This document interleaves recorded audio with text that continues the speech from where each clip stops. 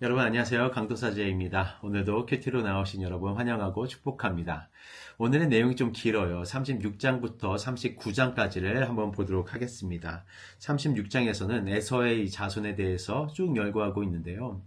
성경은 참 야곱과 에서를 너무 대조하며 비교하고 있는 것 같습니다.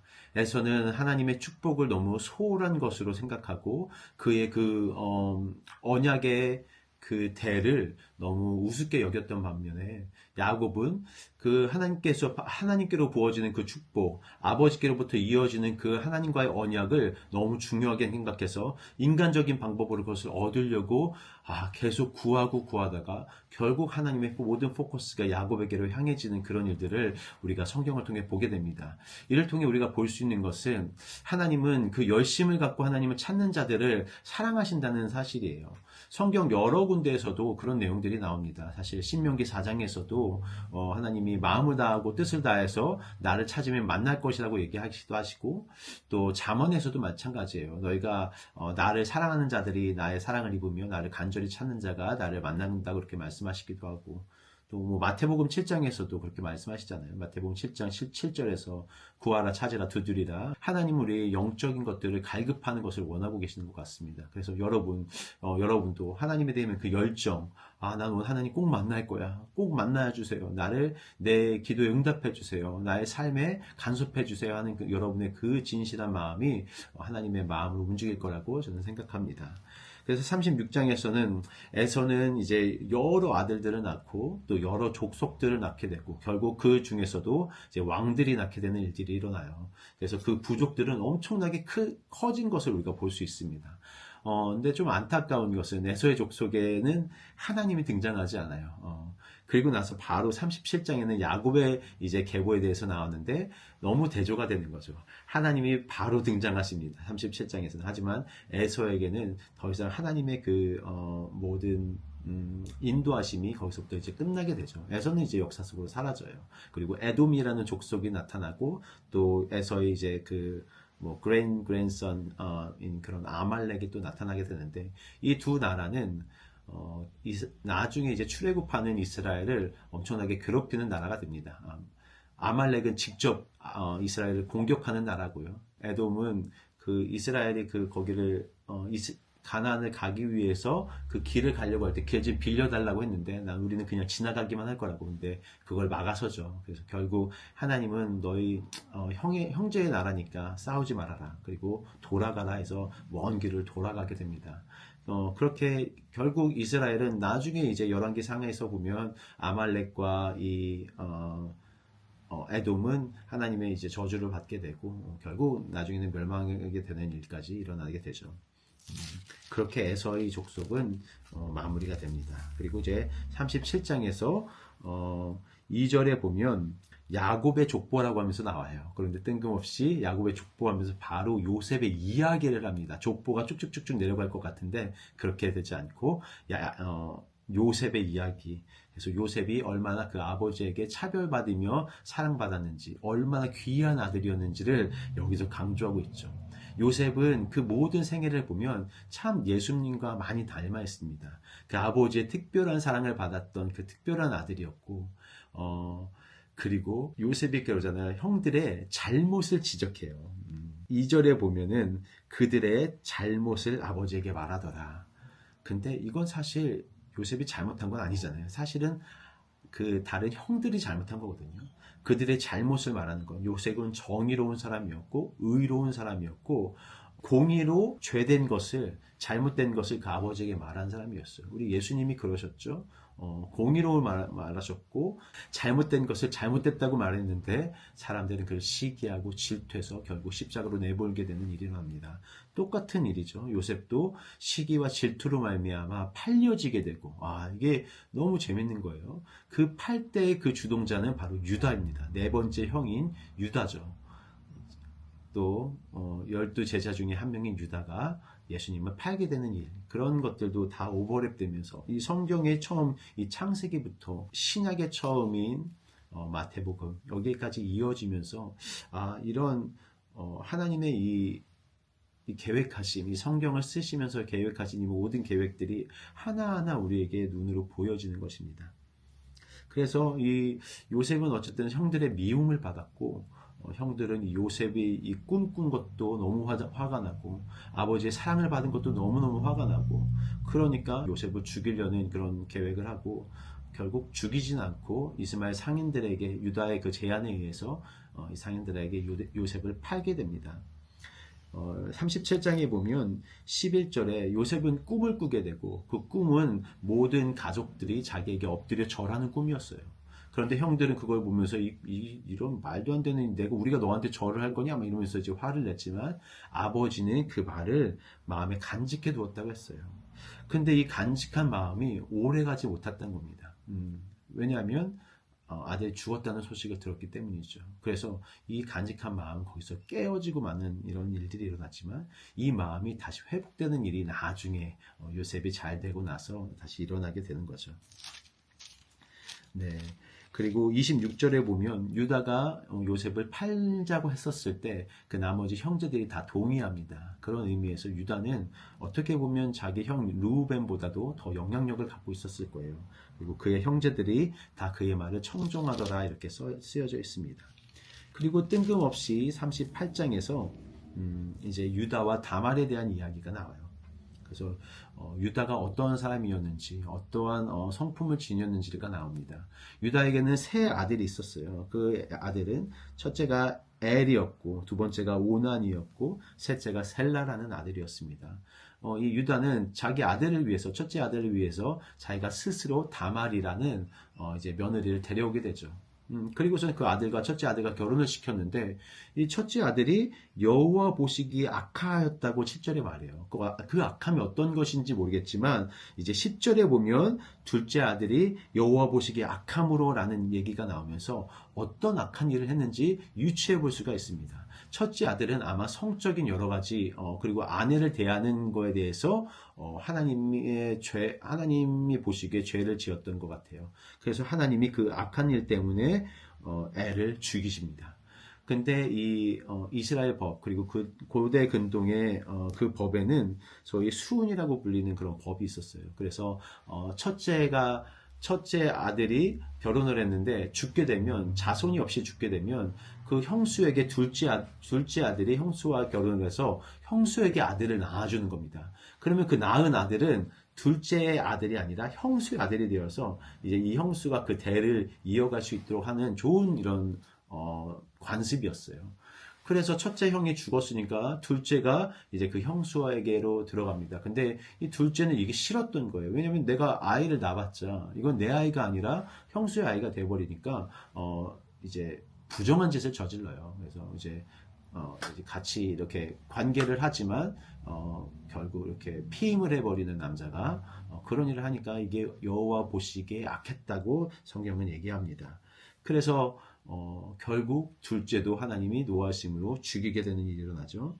그리고 마지막 이제 아들 셋째 셀라를 이제 이 형수에게 주어야 되는데, 이 누구야 유다가 마음에 걸리는 거예요. 셋째 아들같이 죽을까봐. 그러니까 좀 기다려라. 얘가 좀 더 크면은 너에게 줄게. 그렇게 얘기하고서는 다말을 자기 아버지의 집으로 보내버립니다. 그리고 시간이 많이 지나게 돼요.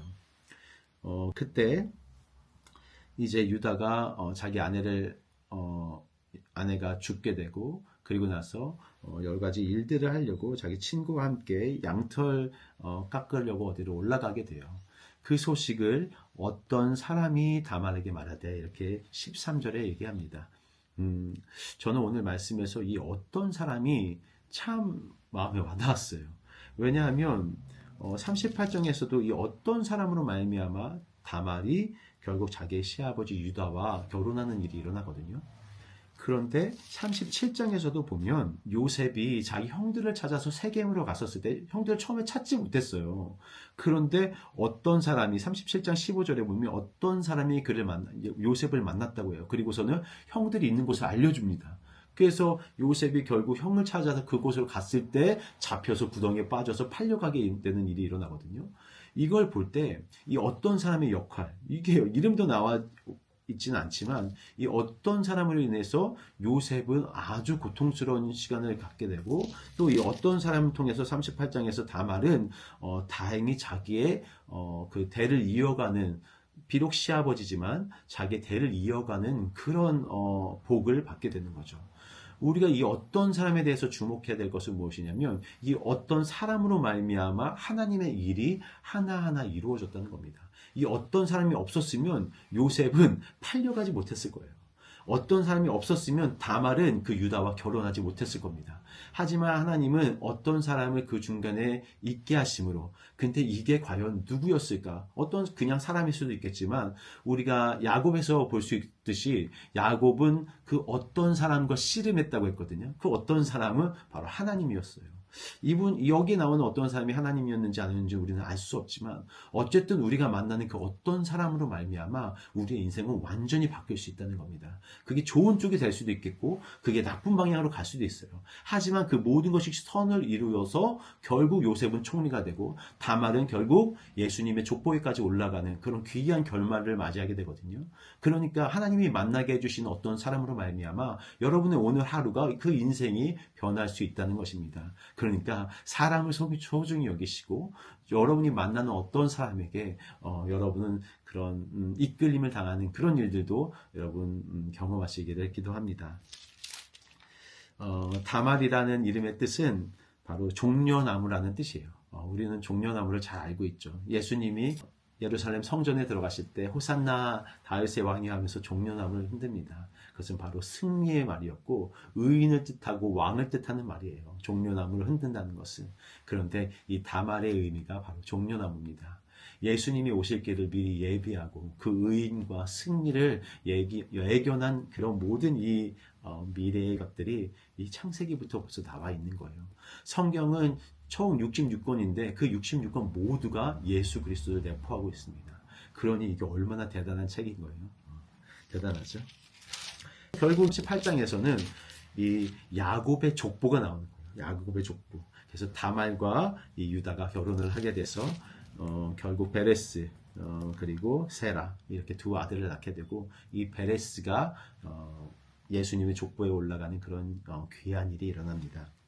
39장 재밌게 38장은 딱 껴있는 것처럼 이렇게 딱 되어 있고 37장 마지막부터 보디발 그리고 39장 처음에 이제 보디발이 등장하면서 이게 또 새로운 스토리로 하나로 연결되는 모습을 보여줘요. 여기서는 이제 요셉이 팔려간 다음에 애굽의 호위 장관 거기에 이제 보디발이라는 사람의 집에 팔려갑니다. 그런데 여기서도 우리가 계속해서 우리가 보았던 게 뭐죠? 아비멜렉이 아브라함에게 말하죠. 너는 진짜 하나님의 복이 너와 함께 있는 걸 내가 알겠어. 하나님이 너와 함께 하시는 걸 알겠어. 또 이삭에게도 마찬가지예요. 하나님이 너와 함께 하시는 걸 알겠어. 야곱에는 어땠습니까? 라반이 하나님이 너랑 함께 하는 걸 내가 알겠다 얘기하고 또 요셉에게도 여기 2절에서 여호와께서 요셉과 함께 하심으로 그리고 그 3절에서 주인이 여호와께서 그와 함께 하심을 보았다고 했어요. 하나님의 사람들은 분명하게 모든 그 주변의 사람이 당신이 하나님의 사람인지 아닌지를 알 수 있다고 합니다.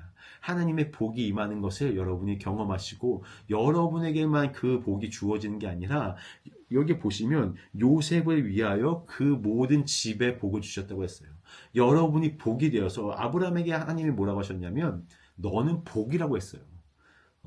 복의 근원이라고 옛날에 얘기했지만 지금은 그냥 복이라고 얘기합니다. 네가 그냥 복이야.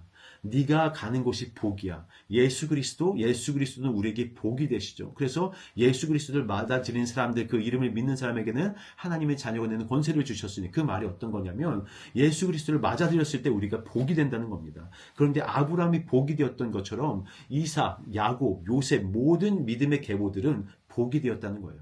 여러분의 삶이 예수 그리스도를 받아들이는 그 순간에 복이 되는 겁니다.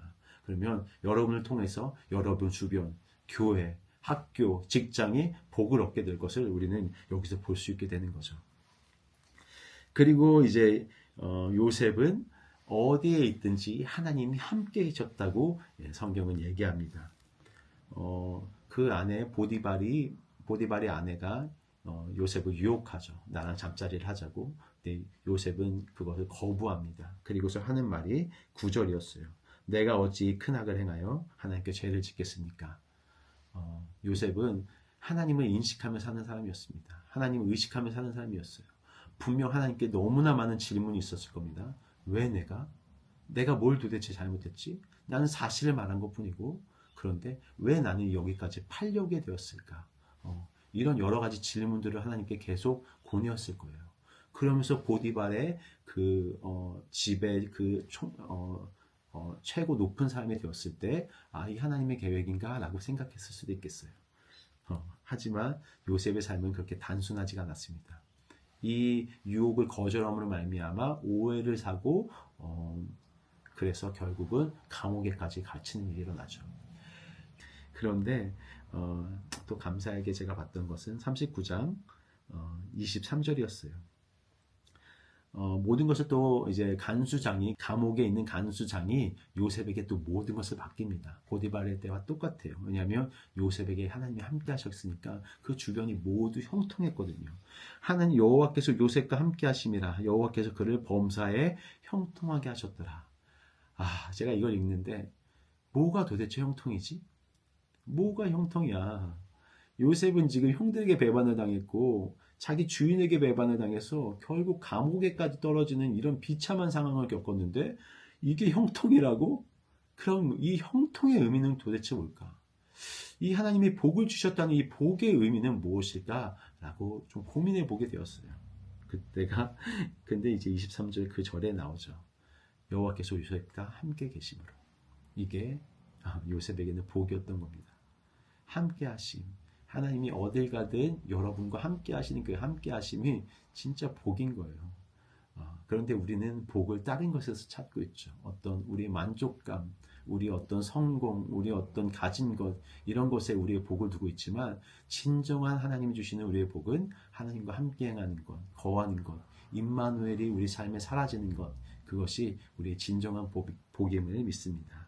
오늘 좀 긴 시간이었지만 여러분 오늘 하루 하나님께서 여러분을 어떻게 사용하실지를 생각해 보시고 어떤 사람을 만나든지 그 사람이 여러분의 복이 될 것입니다.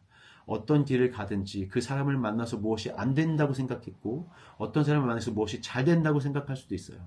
하지만 그 모든 것이 협력하여서 선을 이루는 것은 하나님의 능력이고 하나님의 계획입니다. 여러분 요셉의 삶은 형통한 삶이었어요. 비록 감옥에까지 갇히는 우리가 봤을 때는 정말 떨어지는 삶이었지만 그의 삶을 하나님은 주목하고 계셨고 그와 함께 하셨다고 했던 것. 여러분 하나님과 함께하고 있다면 지금이 여러분에겐 복된 하루가 될 것입니다. 하루를 기쁨과 감사로 보내시기를 기도합니다.